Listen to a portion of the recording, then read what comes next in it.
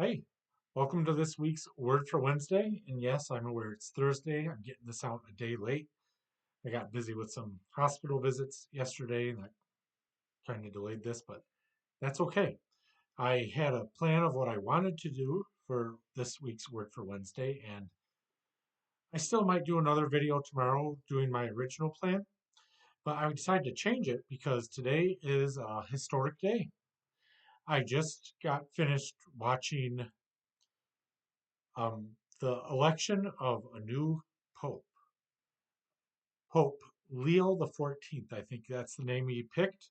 Um, a historic occasion, first time in history that a pope has come from the United States, and uh, it's a day to remember.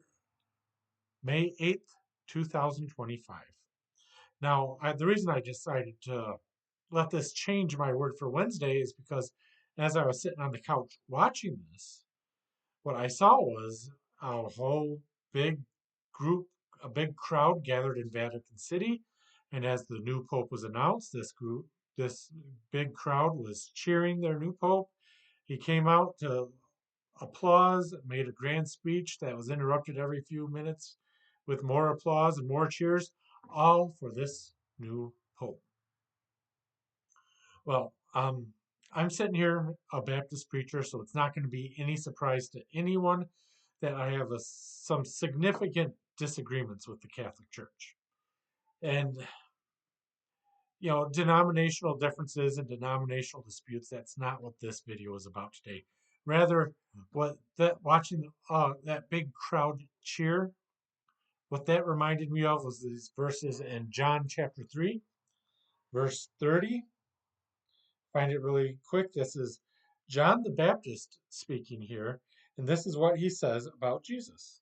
He says, "He must increase, and I must decrease. He must increase, but I must decrease." A very short, very simple verse in which John the Baptist is telling all of his followers, look, who cares about me? Don't worry about me. Follow Jesus. Let's lift Jesus up.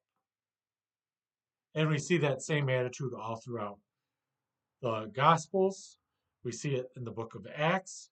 We see it in the epistles that when when speaking, when the apostles are speaking in the book of Acts, or when Paul is writing the epistles, or other apostles are writing in other epistles, they're elevating Jesus Christ at the expense of themselves. And that's not what I saw today. What I saw today was a big group of people cheering for a man who is supposed to be representative of Jesus Christ, but receiving all the accolades for himself. Now, before you go and start saying Tom's just bashing Catholics in today's video, do we Protestants behave a whole lot better? How many of us, you know, follow celebrity preachers who lead some megachurch, and how many of us base our faith off of what some popular, eloquent, charismatic preacher has said or written? I found myself falling into that trap where, the basis of what I have to say comes from this famous writer or this famous preacher and what this guy said instead of what the Word of God says. How many of us Protestants follow the preachings and teachings of a man instead of the revelation of God in the Bible? Now, it's okay to hear from preachers and learn from them. In fact, the Bible tells us that that should happen. How shall they hear without a preacher? But what's most important and what our faith should be based on is what's written in the Bible, not based upon what some man says. And certainly, our lives as Christians should be about elevating Jesus Christ and not celebrating some man. And whether you're Catholic or Protestant, that's something we should all remember.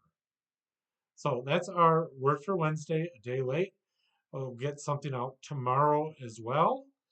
And until then, thanks for joining me. A reminder that this is a ministry of Lakefield Baptist Church in McMillan, Michigan. If you're in this area and don't have a church to attend, you're welcome to join us here. Otherwise, thanks for joining me today. We'll talk to you again soon.